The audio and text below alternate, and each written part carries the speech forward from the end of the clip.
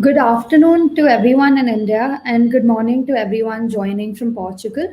I am Nikita Gupta from Startup India in West India, and I would like to welcome all of you for joining the India Portugal Startup Connection. This webinar is jointly hosted by Startup India, Startup Portugal, and Embassy of India in Portugal.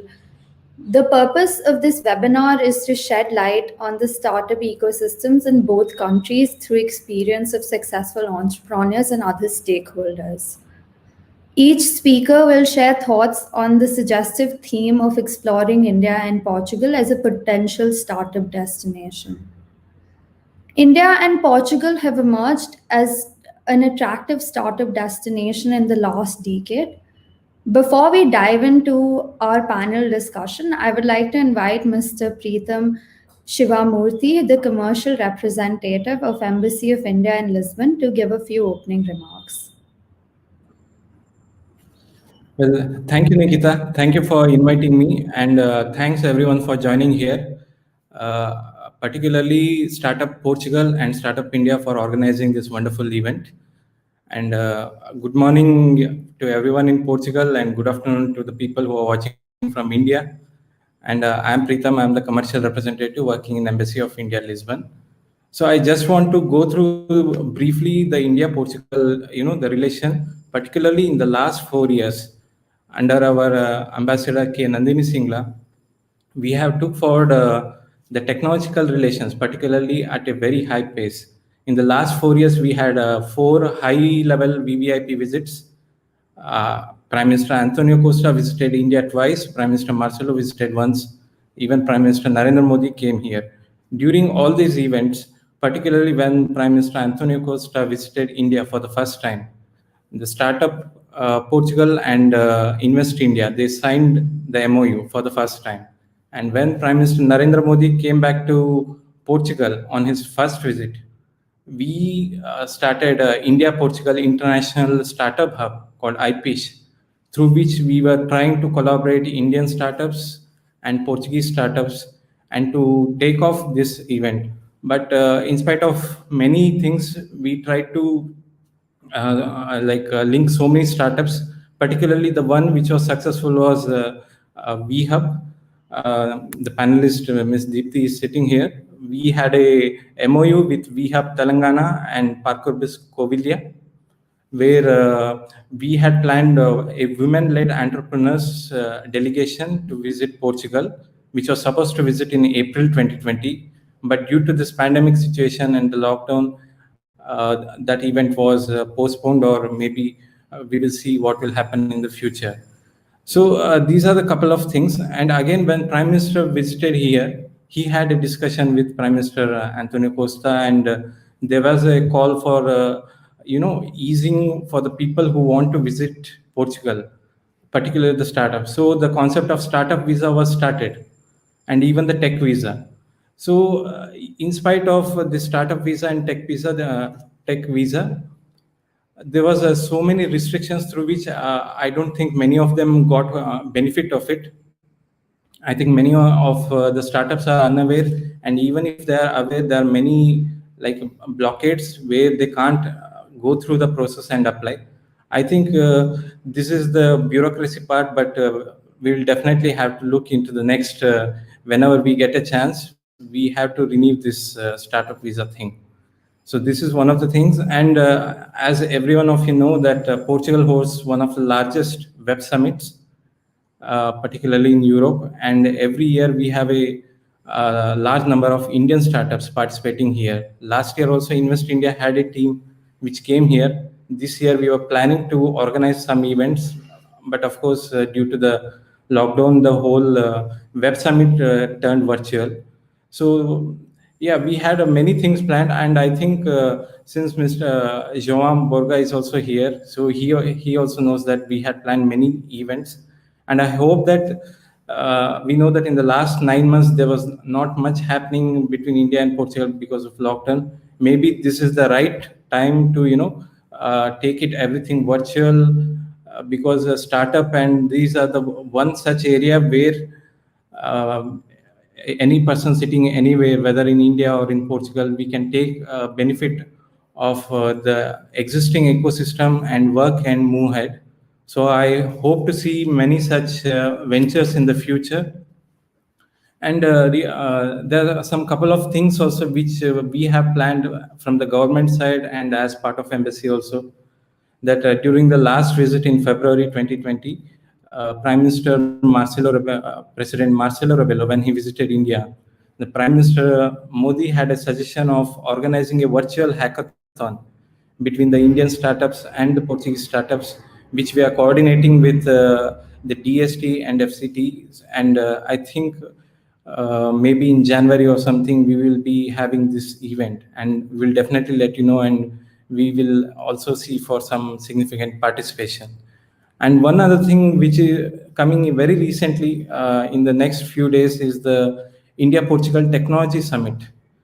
So this is the kind of push we are trying to look forward. In December 7th and 8th, we are having a India Portugal Technology Summit where Minister of Science and Technology, Dr. Harshvardhan from India, and Minister of Science and Technology, Manuel Hector, both are participating in the event. Both are taking forward the discussions regarding science and technology, and we will particularly press them, inform them to discuss about the startups and what can be done.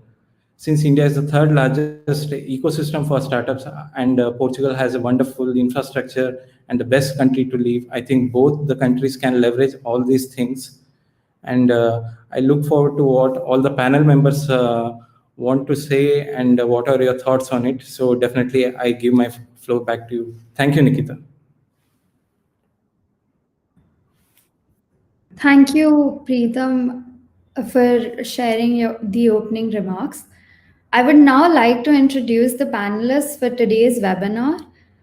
Our first panelist for today is Ms. Deepthi Ravula. She is the CEO of VHub, a Government of Telangana initiative. It's a first of its kind incubator aimed to promote women entrepreneurship. She's a strong proponent of girls and women in decision making spaces, and envisions to create a working environment that is gender blind and construct economic independence as a tool of empowerment. We welcome you, Ms. Rahula. Our second panelist for today's session is Mr. Joao Borga. He is the Executive Director at Startup Portugal. He's passionate about innovation technology and helping entrepreneurs and the startup community grow and succeed in Portugal. We welcome you, Mr. Borga. Our third panelist for today's session is Mr. Stephen Murray. He's the country manager of Zomato in Portugal. He has previously held various positions at Zomato, and his focus has always been on attracting talent, building leadership and cultural values, and internal initiatives to make Zomato an employer of the choice. We thank you, Stephen, for joining us today. Our last speaker for today's panel is Mr. Jao Juzes. He's the founder and CEO of Cuckoo, which is a revolutionary startup and a social media alarm. He has been a professional photographer for over 15 years, and he believes that his reputation and international success was born by seeing what others don't see. We thank you for joining us today, Joao. Thank you, everyone, for taking our time to join us today. So, my first question for today goes out to Ms. Deepthi Ravula and Mr. Joao Borga. Given that India and Portugal are both upcoming markets and startup destinations, what are some key opportunities in India and in Portugal for startups?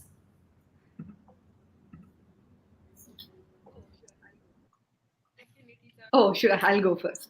Thank you, Nikita, for the introduction. And so I'll pitch for India here. So one of the first things is that if you are aware, India has about 38,756 registered startups as of literally today. And then we have about 27 unicorns. And one of the most interesting things is that 8 of them were actually created in this year. so the year of the pandemic that we are all referring to, a lot of the Indian startups have actually seen it as an opportunity. And Startup India and the various government initiatives that we have ensured that these crises and these issues which do crop up, they become enough opportunities for startups to leverage on. So with that as the baseline, I think I'll just go on and say there is a lot of avenues for startups as well as SMEs to leverage the Indian market. So if anything, the pandemic or the lockdown or anything else that has taught us is that there is a need to go much and more local, right? So with that perspective, when we create products today, it is very important for us to make products which are which cater to the local market, number one, and second thing, have a opportunity to scale or kind of be replicated in a different country. So from the research that we've done, it looks like Portugal is a very complementary market for what the startups in India are actually trying to do. So I think there is a huge potential for the Indian startups and the Portuguese startups to actually collaborate and create products which can cater to both the markets. That is number one. Second thing also is that, as Preetham had mentioned, best country to live and work, yes, India as well as Portugal. So there is immense opportunities for both countries to actually leverage on the worker conditions and also the lifestyle that is available. Number three also is that this is something which I should not be talking about when you're trying to bring startups. But one of the interesting things in the Startup India policy that we have is that a lot of policies welcome companies, right? A lot of startups policies welcome companies. They give ways to create a market for them, but very few policies and talk about exit.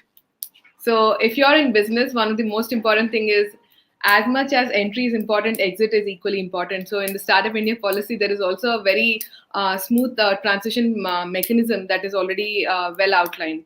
So that actually makes it a lot less risky for Portuguese startups to look at India. So I think now is the time, and India is a place to explore. So yeah, thanks. Hope that answers. Yeah. Thank you. Yeah. Thank you, Nikita, for the invitation. Thank you, Depti.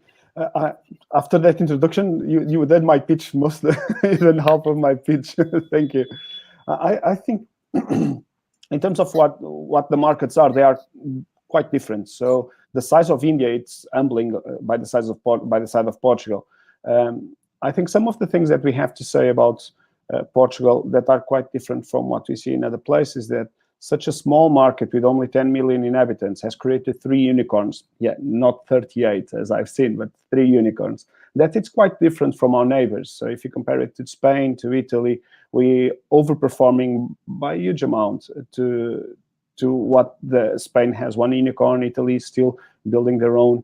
So that gives you an idea, a fact that gives you an idea of what is the mindset over here. The mindset over here, it's because we are a small market, we always design our startups to go internationally. And that is good. That is good for startups who come from India, from many other places in the world, because if they use Portugal as a launch base, they will have 500 million inhabitants or consumers in Europe to expand their operations. And this, as you said, that it's a welcoming country. We are the easiest country in the world to set up operations. Not we saying, it's other people who say it. And we are very welcoming to foreigners. I think it's the 3rd most welcoming country to foreigners in the world. Plus, we have a long time relationship with India, long time. And our Prime Minister has his family roots back in India. So I think those things are things that connect us and make us closer. And most of the times when you move out of your country, one of the things that you have to consider, it's how big of a hurdle will be to adapt to a new market, to a new society, to hire people, to build your operation in a new place. And if you can make those the least relevant to your starting up, that's quite important. I understand there's a long-lasting relationship with the UK, but they live in the European Union at the end of the year by their own choice, not by ours, definitely. And so we'll probably be the second most friendly country in Europe to set up operations. And I think that's relevant. Yes, we do have our bureaucracy, and yes, we do have a lot of things that have to be improved, but we are doing that, and we've been doing that for the last 4 or 5 years, and that's one of the reasons why our ecosystem has been improving in terms of rankings and awareness internationally. So I think there's a lot of things that Portuguese startups can do with India, as you mentioned, but there's a lot of things also that Indian startups can do in Portugal. Thank you. Thank you, Mr. Borga. I think my next question is to Mr. Stephen. Having worked in so many markets, what do you think are some similarities between India and Portugal? So, yes, I have been. Thank you for having me, first of all, and I really like the intros from Titi and João. I actually align to much of the statements that you have made. Having worked in South Africa as well as lived in India and worked in India for 2 years as well as Portugal, I think one of the main similarities is the hunger of the talent in both of these countries. In both countries, I find very ambitious, very energetic, new age thinking talent that's coming through and really pushing the boundaries of what can be done. And I think that that's really exciting. One of the key reasons I moved back to Portugal was specifically for the team that was based here, and how high above their weight category they tend to punch every single day. So, you know, when I see that, and then working in India, the education systems and access to talent there, and the mass amount of sort of engineering talent that's sort of coming through, you really see these great ecosystems where things are happening at a much faster pace. I also see two countries that are on the verge of reinventing themselves. So stepping away from the old sort of traditional spaces that they were in, and really starting to ask new questions of what type of countries they can be. And what type of businesses they can start. And I think that these new visions are very strongly felt on the ground every single day. As Dipti was saying, like 27 unicorns in India. I think a unicorn in India is no longer the benchmark of success. I think that because of their size and scale, that's just going to be the starting stepping stone. And I think many people realize that if you see the pace that the economy is growing and how quickly technology is being adopted into their various ecosystems, I mean, I think it's really crazy. If you look at the food space, food is on a massive run in terms of evolution and what it can be, and foodie culture is really starting to take off, and more people starting to sort of venture out to try new and diverse things. So we're seeing a very new, young ecosystem really challenging the norm every single day. And when we look at Portugal, I just think that the nation's pride and how passionate people are about Portugal and what it can be. And I think that they're really starting to stand on their own and say, hey, we can compete with the best. We can be bigger than Spain. We can be bigger than Italy. We can do really amazing things. And I think that sort of pride is also felt in both countries. So those are two things. So it really, for me, is a lot of similarity comes down to the people and the mindset that I've worked with in both countries. Following, and thank you for sharing your views, Stephen. I think you've pointed out to the clear talent that is there in India and Portugal. Following on that, Mr. Jesus, I think you've worked in both countries and you've expanded a startup to India. So how was your experience, and what was your experience of working with Indian talent as well as Portuguese talent? Hi there. First of all, thank you for having me. I'll make almost my words what Stephen said. I think the biggest advantage that I saw working with India was like the pool of talent that you are able to pick on, because compared with Portugal, and like we're saying, the size of the country also helps on that. But if we want to enlarge our team 3 times, 4 times the next day, it's very easily can be done. But it's more the hunger, and I agree with Stephen on that 100%. You feel even working with people. I moved to India. I stayed there for 2 years. But even when I moved back, my team, I always felt they were using my shirt of my team. Like they would go on holidays and they would have T-shirts of my company on when they were on holidays. And there was something like the dedication is something that sometimes, and then I'm gonna have to say a little bit of bad things about my country. Sometimes we don't see that so much, because it gets to a certain time of the day, they go home, and that's it. And I think what we found with India was that their dedication, what they want to show the world that because sometimes we say, oh, India, you go there to get like cheap development or something like that. But it's not that. They're like the best of the best. If you go, I've been in America, and if you go and see the teams of Google, for example, I went to an office and like 80% was developers from India. So it's not a question of the money, of like how much it is. What I felt was that there's a big pool of talent there. They need to show up by using their talent, that they can rise up and be something more. And that's what I see in Portugal in some aspects, is like, we are a country that is used to get on a ship and sail around the world to find, we're not afraid of challenges or work, and that's what I saw with India. It was a very similar way of working. And because we are small here in Portugal, we sometimes just need to use our, like in Portuguese we say desenrasca, is like we find ways around it with very little. And I think that's the main point. With very little, they are like, we are able to find ways around problems that other countries are just not looking for that way because they don't need to. And that's what I found with India and Portugal. That was very easy. Like in terms of culture, there was a lot of culture differences, especially living there for 2 years. When you don't like spicy food like me, it wasn't an easy 2 years, but in terms of the culture of working, I thought it was very similar. Just a follow-up question. Do you think there were any challenges to acquire human resources and manage human resources in India? And if yes, how did you go on to overcome these challenges?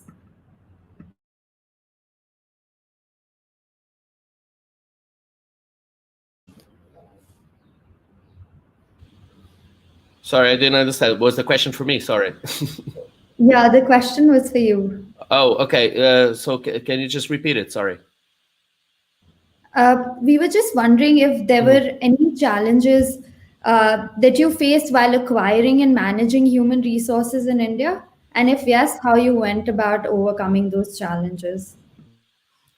Yeah, so my journey to India started because I found, like, when I started my company about 6 years ago, I found it very hard to find a pool of talent in Portugal, especially that was taking us serious, because when we started looking for that talent, we were pre-investment, like we still didn't have our investment closed, and we started talking with people.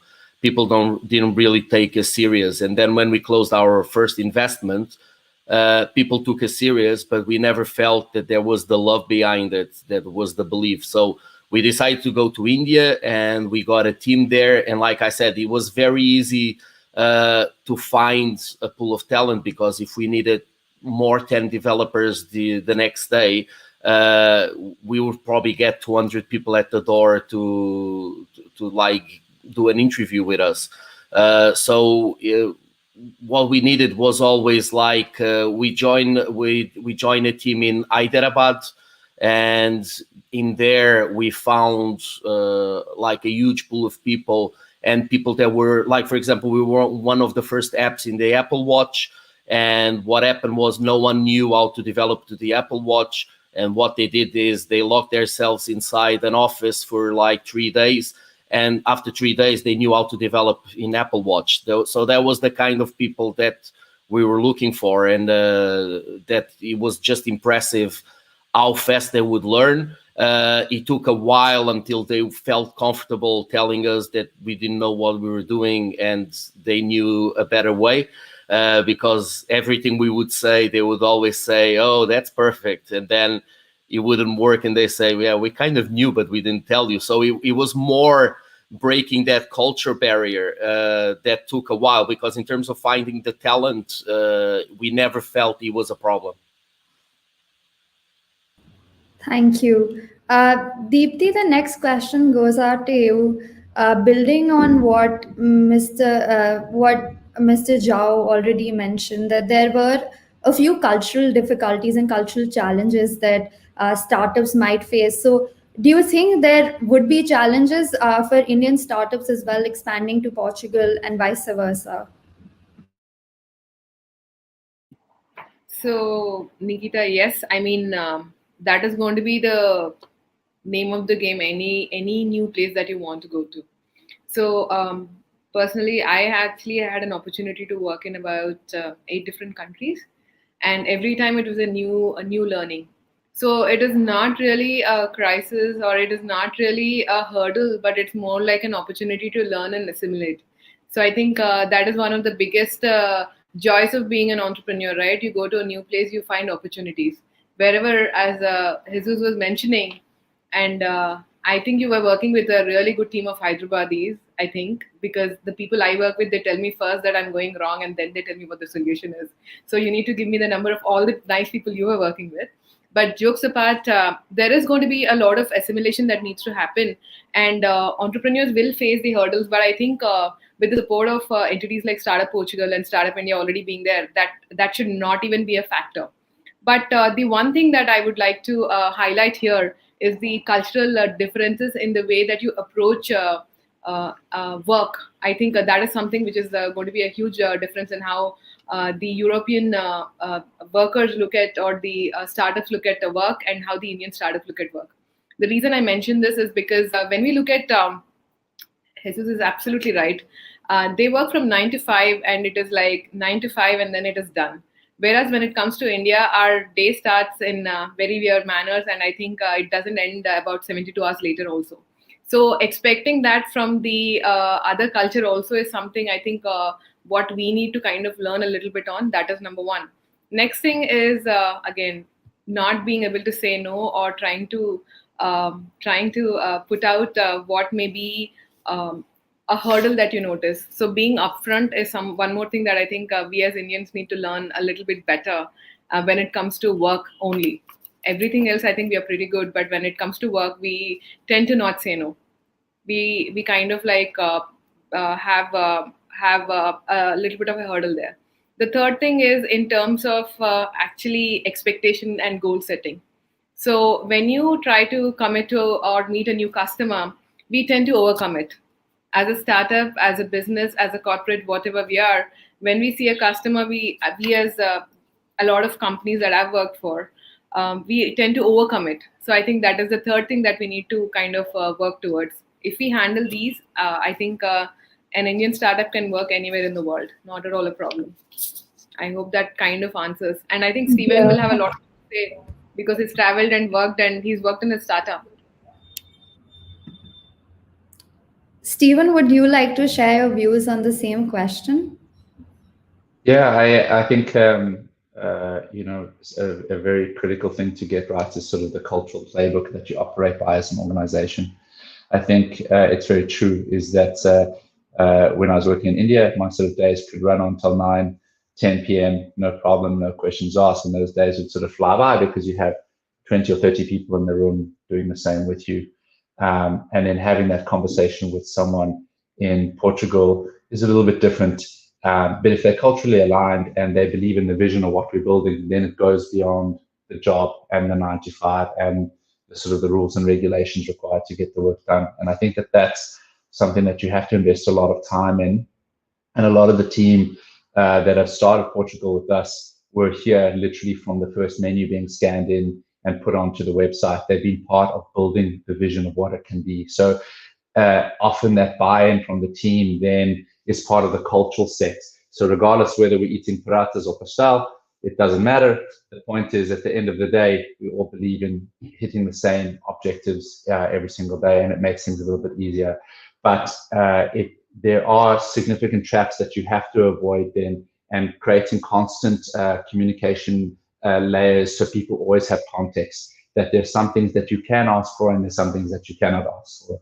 And there's something that you have to be aware of in terms of the differences in both markets. I think that we've also seen that a lot in both countries. I think that the data will always tell you something, and you can interpret the data in a certain way.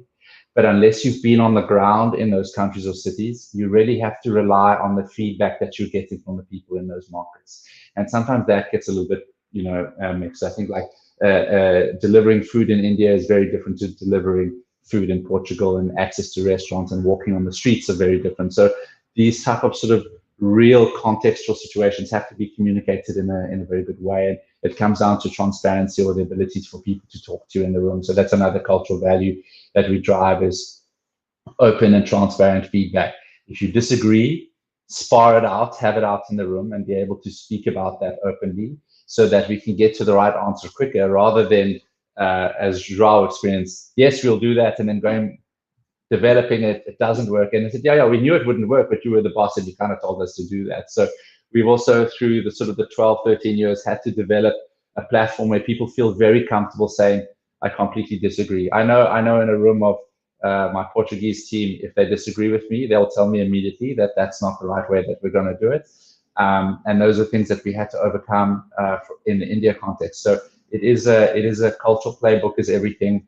And it comes from the leadership down, right from the top of our organization. He sets the cultural tone of the organization. He spends a lot of time communicating about the cultural values, a lot of time about how we're solving problems, about how we're giving each other direct and candid feedback.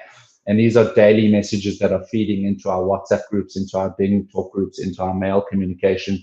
You feel that sort of reaching out through our annual reports, etc. So that drive from the top really drives adoption in the bottom, and then it starts to feed into your recruitment process too. So if everyone is culturally aligned, when you start interviewing, you'll immediately feel if someone is in a cultural fit to your organization. And so the ecosystem starts to feed itself, but it has to really start from the very top of the organization. Thank you, Stephen. I think that answers a lot of our questions. The next question that we have is to Mr. Borga. How do you think a startup can effectively utilize incubation opportunities in Portugal? Unmute. Thank you, Nikita. I would just like to add something to Stephen and to João's comments. And in Europe and in Portugal, mainly, I think it's in European, there's a lot of value about work-life balance. So people value that a lot. That doesn't mean that teams won't sprint with you. Teams will sprint with you. So if you have a launch, if you have something to go through, they will kill themselves out working. But if you do that constantly, you will lose that value of work-life balance, and people will start to drift away from your culture, from your team. So that has to be matched somehow. And if you can find that balance within your team, they will dress the shirt and go on holidays with you. And they will leave up to midnight working for your product launch. But then you have to give them some slack so they can relax and go back to their wife and kids and have that work-life balance. To go about incubation opportunities. So Portugal has created the network throughout the country in the last years. It has developed all this infrastructure to a high standard level. So we now have fiber optics that goes from the city center in Lisbon to the remotest area of the country. So you have ultra-fast internet everywhere. That makes a jump into what you can do with a startup. So if you're working for abroad and if you're working on digital service, it doesn't really matter if you are in the city center in Lisbon or if you are working from Bragança on the other end of the country. That allows us to build 155 accelerators and incubators throughout the country. Some of them are small, some of them are big, some of them work in nanotechnology verticals, some of them work for the seas and for the blue ocean. These network of accelerators and incubators that support entrepreneurs were designed to support both national startups and international startups. So they are rooted and connected with the Startup Visa program. That means that if you find one that you really like and that fits your strategy for growing, you can connect with them and see what the services are that they can provide you and what are the conditions to enroll with them. Most of them don't ask you for a lot of money to have a space and for their support system and for supporting you as mentors or as consultants. So this is a way that both Portuguese and Indian startups can actually lean on this support ecosystem to soft land and jumpstart their operations. Then it really depends how big you grow. Most of these incubators are designed for early stage support. So when you start growing into the hundreds of staff, you'll probably have to move out, but you won't lose the connection to their services. You just have to find yourself a bigger space. Thank you, Mr. Borga. My next question, building on what Mr. Stephen wanted to add some comment. Okay, sure. Yes, so if you don't mind, just another thing that I've also found here with the startup ecosystem is that all of the founders are incredibly willing to help. Through multiple conversations, if I've reached out to another startup founder, the reception and the ability to mentor or help or sort of coach through various things from a Portugal context is really incredible. So I've also found that the community of startup founders, the incubators is one element, but I also find that actually the founders and business starters are so receptive and warm to development and proud of sort of the journeys that they've taken, and are really very accommodating in terms of paying the knowledge forward, or helping various new founders sort of navigate the complexity of what they've probably walked through. So that's also something that I've found in the Portugal context. I think that's very helpful, Stephen. My next question is to Mr. Jesus. What advice would you give to a budding entrepreneur who's facing difficulty in converting their idea and putting it into action? Okay, so I'm gonna jump on what Stephen said. I think one of the biggest things they can do is look for other people that did the mistakes, so they don't have to do it themselves. I think that's one thing that at the start we had our own office, so we didn't need an incubation, and I thought it was a mistake, because when we started joining an incubation in like Startup Lisbon, and we didn't really need the office space. It was more for what Stephen was saying, was being in a community of people that went through the same things, and you might just be having a cup of coffee and you're saying, oh, I'm going to do this, and this is going to be the best idea in the world. And they're like, oh, I did that last year and really did not work. And that saved us a lot of money and time. So I think there's this thing of everyone is afraid someone is going to steal their ideas, someone is going to like copy it, but what we have learned during the years, it's not about the ideas, about the execution more than anything. So even if someone knows exactly your idea, they might like not be able to make it work. So you have to trust that you can make it work. So my like what I can say is just talk with as many people as possible. Just try and get as many views as possible. And when I say this is like kind of with all kind of people, because even my daughter, that like at the time that was 8 years old, she would say things about our app that we were for months inside this is like a room working, and then she would pick up the phone at the age of 8 and say, why is this button here? It's not easy to press. And I was like, oh, for God's sake. And we would go back to the drawing boards. So like anyone can give you feedback, and don't think it's going to be only the CEOs. It's going to be only like the people up there. It's like, just talk with everyone, just treat everyone with respect, take everyone's ideas, listen to everyone. That would be my biggest advice, no matter where you work. It can be India, Portugal, like whatever. The biggest advice I would give is like, listen to others, be receptive. Don't think you have like the secret sauce and you don't need the help of anyone. That would be my biggest advice. Thank you. I think we've already spoken about the incubation network in Portugal. I'd invite Ms. Deepthi to share her views about the incubation opportunities available in India and how startups could go on utilizing them and the network in India. Thank you, Nikita, and very good comments.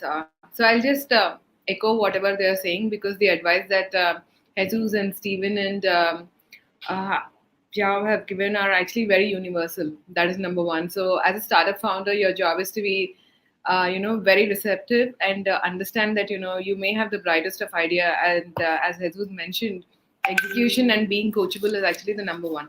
So now coming down to the startup incubation opportunities in India, one of the things that very interestingly India has done is that it has created something known as Startup India, on whose platform we are here today.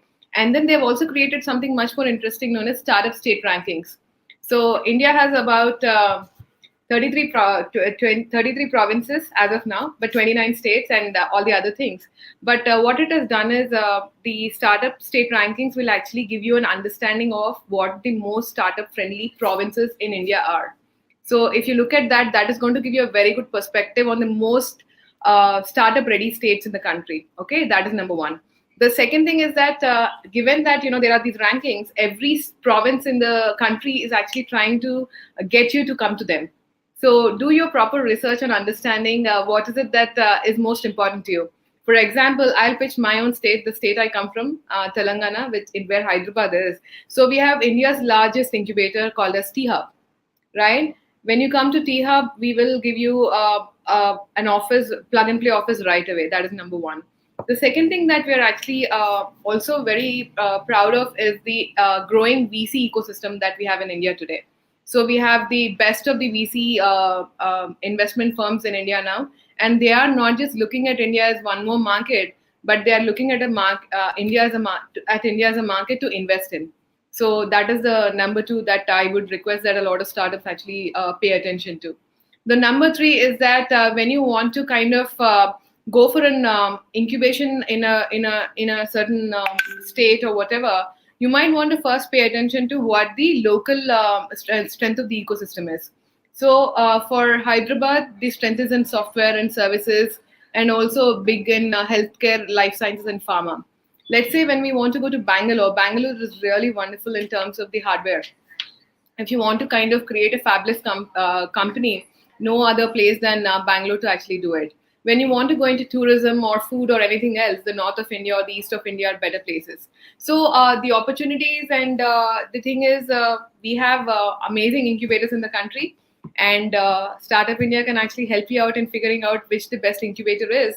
But again, the end of the day, it is up to you to kind of leverage the opportunities that are there and just take it forward from there. Yeah. Thank you. Thank you, Deepthi. I think that was most helpful.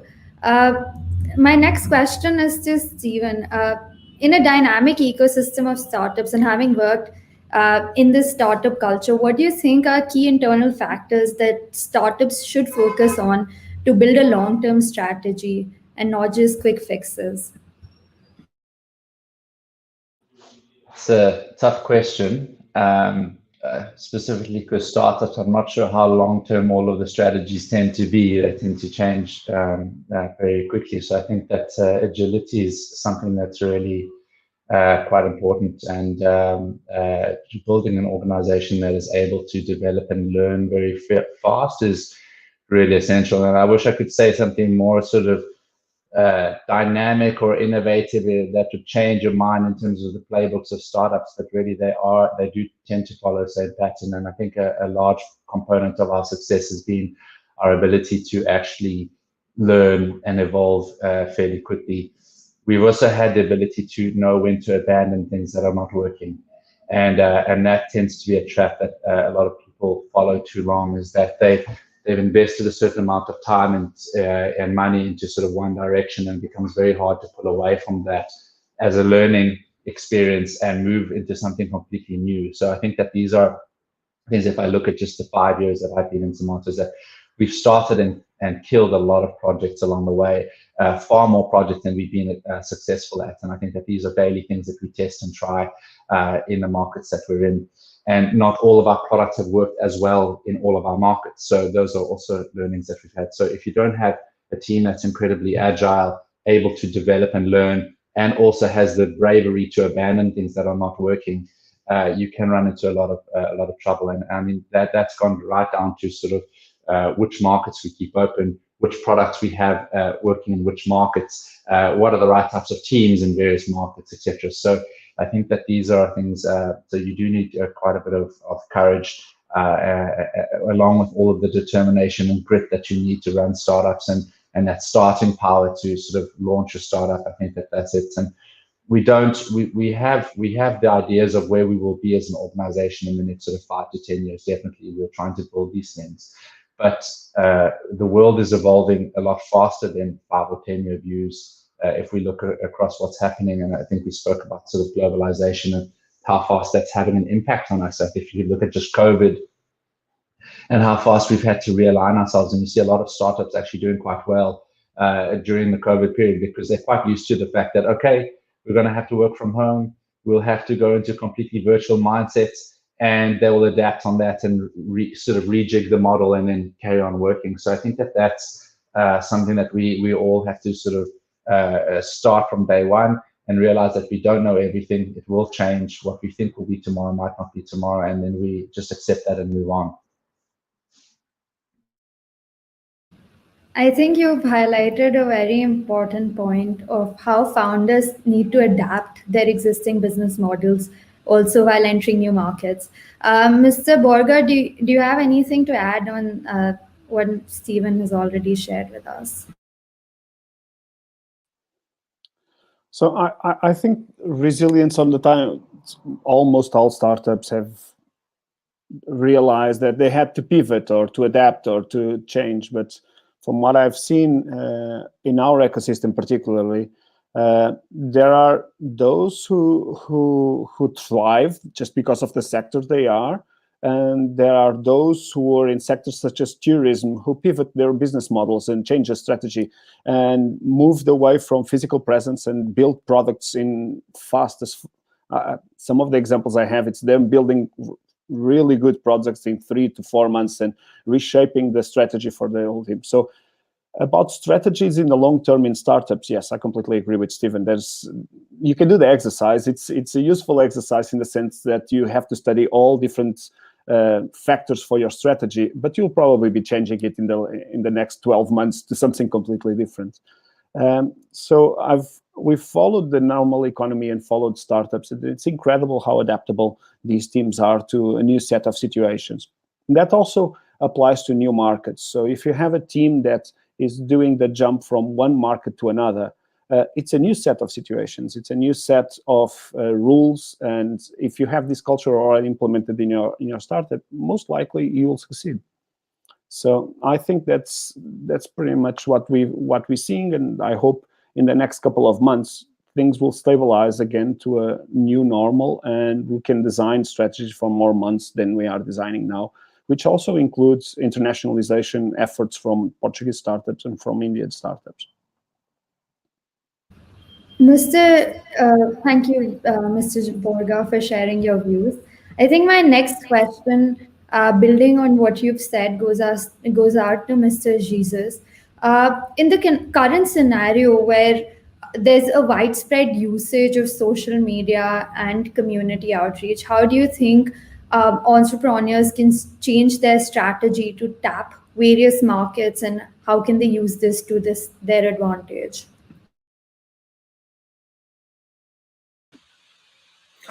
So as we know, social media has a positive side and a negative side, and it's like more than ever we have to use it because we don't have a choice. But I think also we need to be very careful how we use it, because I think more and more people that are going to be spending more time on the internet and in social media. Companies are also, and I hope they will also be seen not just from what they produce, but from what they stand for. And I think that's where the culture of the company is going to be very important, not just for the clients, but also to be able to capture talent and to make talent believe in what we are doing. So I think social media is something that we need to tap, and companies need to be more and more aware that what they put out there is going to be important, not just now, but in the long run, because we all know what goes on the internet stays there forever. So I think it's something that it's going to have to be more and more used by the companies. They're going to have more specialized people to be able to use that as a tool to capture clients, to capture talent, and to make like all the values of the company stand out. Because we are on a social media space, like that's what we do, we have to be even more careful, because right now, anything we do is going to be under a lot of eyes. And I think people need to realize that we need to be careful not only with like the privacy factors, but also like, and we all saw what happened now, for example, in America, and like fake news, what goes out there. And I think it's also up to all of us to help control what's going out there and be the most honest we can as a company, because sooner or later people will realize what a company is putting out there, if it's true or not. So I think social media is for sure, especially now that we can't leave homes and we can't talk to each other in person, it's going to be very important. We like, for example, even fundraisings now, we're doing it all completely online. And the first thing people will do, whoever they are, they're going to check the social medias of the company and what's being put out there. So I think it's more important than ever. And it's all about transparency in at least our eyes. Thank you. I think the last question for today's panel discussion is open to all panelists. The question is about how founders can actually balance the risk and reward of expanding to a new country, and how do they find that key balance between the risk that is associated with internationalization and the reward associated with it.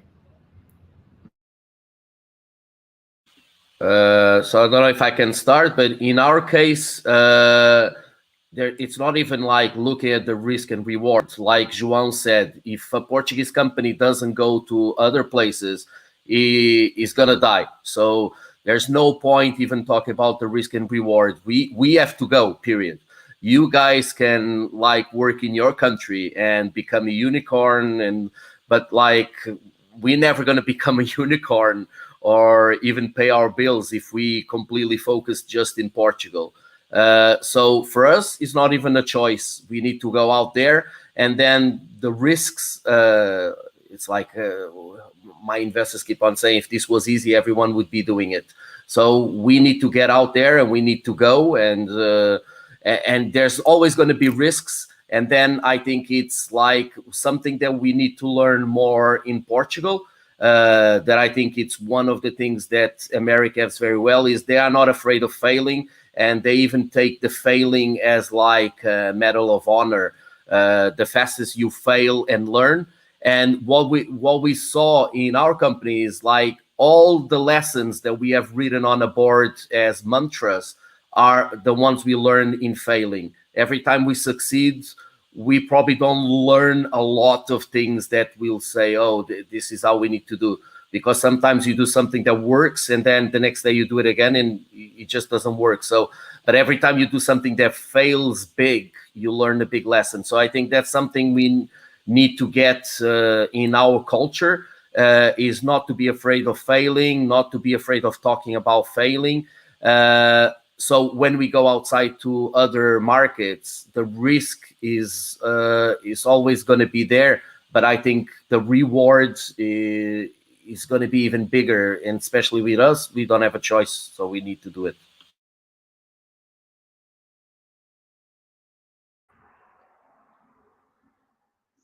I can sort of kick on from there. Yeah, I think I definitely agree with João. I think there's always risk. I think that you can't sort of move away from the fact that entrepreneurship or starting things has a high amount of risk no matter what. The bigger you get, the bigger the risks become. I think it balances out constantly throughout. I think international expansion needs to be a question of what it's for. If you don't have a good enough reason for it, then you probably shouldn't do that. And I think that it needs to be part of something that's going to benefit you or drive something. And I think that it is a very complex thing to do. When you look at India to Portugal, especially from a Zomato perspective, is that even though Portugal is much smaller compared to our Indian market, it is as complex to run. So everything that we've built in India has to be retranslated, has to have a team for each one of those business areas running it, because we can't leverage all of the teams from India other than the development teams to run a lot of the business for us here. So you now have a much smaller business, which is as complex, well, not as complex as our delivery business is huge there, but if you look at just all of the things that we are running, we have almost like a mirror of those things, because we can't leverage a lot of the shared services at that point. So you have to have a really good reason. So unless you can answer the question what it's for, then you probably shouldn't be at that point and thinking about just expansion for the sake of expansion. Becoming global companies sounds like a very exciting thing to do, but again, like Joao was saying, is that you can become a very big company in India. You can be incredibly successful just in India, and just capturing the Indian market will make you a massive unicorn without going for 10% of each sort of European city that you want to expand to. But if you feel that you want to change the way the world eats, which we were trying to do, or if you feel that you want to sort of disrupt the food industry in a certain way, and the only way to do that is through global expansion, then by all means, absolutely go for it. And I think that those are things that you have to really think about, is that it's not about balancing risk versus reward. It has to bring a material benefits to your business, and then you go after it, because it is quite a hard thing to do. It's not just turning on a server and letting the app and the website run in a new country. It does have a lot of sort of operational overhead, especially if there's a language difference. It makes it a very complex thing to do.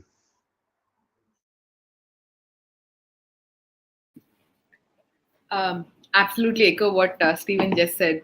It's very glamorous to have like going global, but it comes with a lot of pain points involved. But however, that being said, one of the biggest things that we encourage our startups to actually look at international markets as well. The number one reason is adoption of technology. So we work with a lot of women-led startups. We work with a lot of startups which are in early to kind of an acceleration kind of a stage. But one thing we kind of always encourage the startups to look at is what else is out there.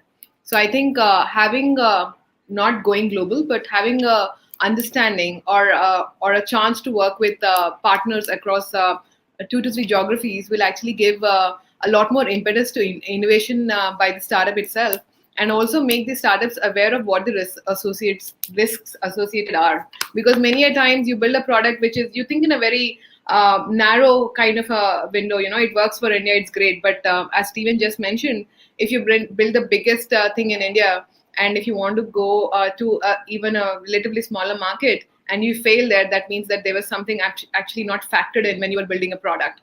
With the way COVID or with the pandemic it has shown us, is that there is no way that you can build products just for one market or the other. It is now time to build for the globe. And I think internationalization is something that every startup should consider, but again, very, very cautiously. So it will bring about a lot of innovation. It will bring about a lot of, actually, it will also get you to your solution faster. I'll give you a small example. One of the startups that we have at our own incubator works towards using AI in sustainable infrastructure. So when we collaborated with the University of Basel in Switzerland, one of the startups there was working on something similar as well. So, but the startup that we had at VHub was about 6 months ahead of the startup at the university, and together now they are actually able to expand to both the markets simultaneously, because they did a little bit of tech transfer, and that is something that we need to really look at, right? That is something that we found a lot of value in. Second thing is also it enables you to streamline your finances better. Again, I'm not talking about Zomato level expansions. I'm talking about much smaller startups. If they can find a right match with the support of the Startup India and Startup Portugal, if you are able to find a right match, it is very, very important that you actually go global, because it enabled our own startup to reduce costs, explore a new market at and also create a new team. And the third important thing is that they got a much bigger marketplace to play in. So I would just like to add these points. Yeah, thank you.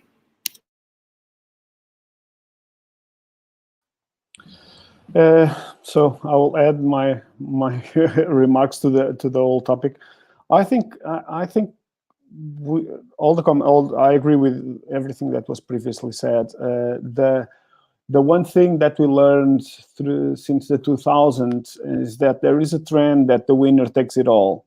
And there is very few cases where you do have situations where at the end, at the tipping point, there is no one player that takes it all. And that's the risk. If you develop for your own big cluster of countries, for your own geography, one day, more faster or less faster, you will be faced with another operator that will strategically have the rest of the globe. That this is for scale-ups and for big unicorns strategy, not so much for startups. If you are in the early stage, you should be careful. You should be careful because your resources are scarce, and you have to think those things through.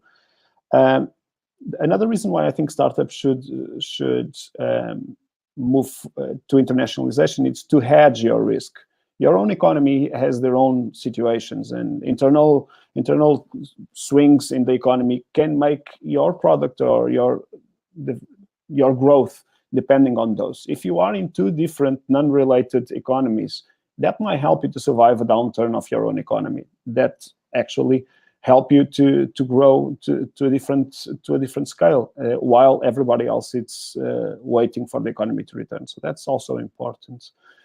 But I think my advice is that, from what I've seen in the previous years, that design internationalization as a learning experience.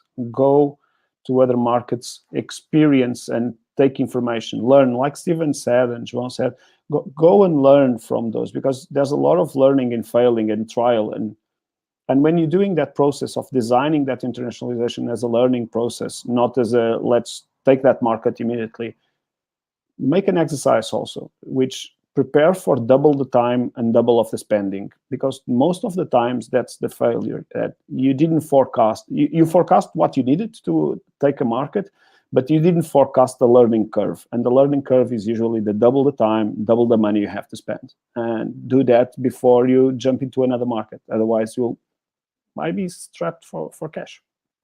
So, yeah.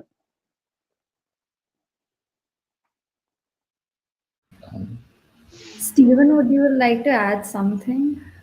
Yes, just exactly that. I think just from experience, I think that before you do your global expansion, the benefits will come. You do get a lot of sort of leapfrogging on great technology and great learnings, but have a very strong position at home. I think that that's when big players enter your market and you don't have a strong position at home, you can find yourself in a very diluted position and having your home base eroded. So that then doesn't serve the international bases that you've now set up, because if the home base isn't working well and the resources aren't strong and the engineering talent's battling to keep up, these things will then impact the growth of those other markets, and they can go into quite a stagnant state. So I think that's these are things that you have to really consider. But when you get it right, it is an amazing success story. It's amazing growth opportunity, and you do get a lot of benefit to it. And I think that those are really there's a lot of success stories to doing it incredibly well. And I think that Zomato picked up through Urban Spoon acquisitions and through sort of smaller company partnerships and buying various players in local markets, was able to bring a lot to the Zomato app and globalize it. That also actually started to disrupt the India market. So in terms of the social feeds that existed on the Zomato app, in terms of how users and foodies were engaging with the restaurants that they were eating at, a lot of this sort of feedback loop came from the markets that we started to operate in later. So they start to feed each other incredibly well, but they can become very expensive. I think that also startup, just be prepared to go from sort of 12 months of runway to suddenly 3 months of runway and then scrambling to find more cash very quickly. That can happen. So have some money in the bank and make sure that you have your home base sorted out. Thanks. That's it. Thank you, Steven. I think Preetham, please go ahead. Yeah. Well, it was really wonderful just listening to all of you. I really felt that it was a free and frank, just a discussion about how the startups are, what are the challenges in expansioning from the host country to, like, say, from India to Europe or something. So my question is just a focus on Portugal. What is the existing challenge, or is there any kind of specific challenge for Indian startup to come to Portugal? And is there some kind of upcoming areas where, if suppose as an embassy we receive requests, can we tell them these are the areas which are upcoming in Portugal where they can focus or some kind of that. If any of you can shed some light of that, that would be wonderful. Thank you. I can go very easily on the areas because that's aligned with the strategy, and that's where you will have funding. So everything that is blue and ocean, blue economy and ocean, it's something that it's very cheered by the Portuguese government. Portugal has one of the big exclusive sea areas. It's like 5 times the size of the country, or it's a huge amount of sea compared to the land. So that's something that we invest in, investing heavily. There's also investment going for circular economy. So startups related to the circular economy realm are most welcome to look into what are the grants and opportunities in Portugal. And then the last, which is not as sexy as it was a month ago, or sorry, not a month, 6 months ago, but it's still important, it's tourism. So every startup that's related to tourism, it's most welcome to look into the opportunities in Portugal, and what we've been doing for the last years is something that we cheer very much. And I think I can go on by what is it that is needed for Indian startups. The first thing is that there's a little bit of a lack of awareness that Portugal is actually the gateway to Europe. And I think that is something that a lot of Indian startups are not aware of. And the second thing is the lack of awareness of the benefits that are there by being part of the Portuguese ecosystem. The reason I say this is there is an Indian startup in Covinia itself, Pritham. We had spoken to him, and he's doing quite well with the kind of financial benefits, the support that he got from the Parker Biz incubator, and all these are things that are not a lot of startups know about. Because when Indian startups think of Europe, they end up thinking of Switzerland, which is wonderful, by the way. But the fact of the matter is how expensive it is something that comes to everybody's mind. So the previous question was about, why should startups go international? I think a lot of Indian startups do need to go international because, tomorrow when a big player comes in, you're as good as dead if you're not prepared for an alternative market. So one thing that we would like to request from Startup India as well as the Embassy of India in Lisbon, as well as Startup Portugal, is that if you can create more awareness on how Portugal can be a gateway to Europe, I think that will be very, very helpful. Second thing also is the kind of benefits, or let's say incubator to incubator tie-ups that can happen between Portuguese and the Indian startup ecosystem that will enable a lot of startups to think about Portugal as an ecosystem for them to expand to, as they're, to dip their toes in water kind of a thing as they go think towards expansion. The third most important is the compliances and how easy it is. And I think that I got a lot of that input from the startup I had spoken to about 6 months ago. But if you can evangelize that a little bit more, that would be really nice. And number 4 is if we can actually create some kind of cross collaborations and some exchanges, again, virtually to start with. It's not a holiday where, startups from India go to Portugal, hang out, they come to India, hang out. It's not like that, but a little bit of a focused cross collaboration, maybe an incubation program between Startup Portugal and incubator that Startup India recognizes in the focus sector that Mr. Borga was talking about. What more can we don't need anything more. Because once you create the awareness, it'll just start. We are very friendly that way. You know that, right? Yeah, I just want to add one thing. So I think Ms. Nikita was telling me the other day that we have a new renowned, India Portugal startup hub page where all the details are present regarding how to come to India, how to set up a company, the same way how to come to Portugal, set up a company and everything. I think what we can do is we can set the page as dynamic, as and when we receive all these kinds of things, we can just keep on updating so that the page is at the latest. Like if any person, we can also direct as an embassy, we can say that these are the things here, these are the opportunities, you can invest in, try to do this. If they're still more interested, then definitely we can get in touch with the Startup India also and Startup Portugal so that they have the right kind of guidance for setting a company. That I think that would be wonderful. So yeah. I think we will keep that in mind. And like Preetham mentioned, you can find more relevant information about both the startup ecosystems on the India Portugal Startup Hub. This is a dedicated soft landing platform on the Startup India website to connect stakeholders of both the startup ecosystem. The hub also has go-to-market guides to prepare your startup to expand to new markets.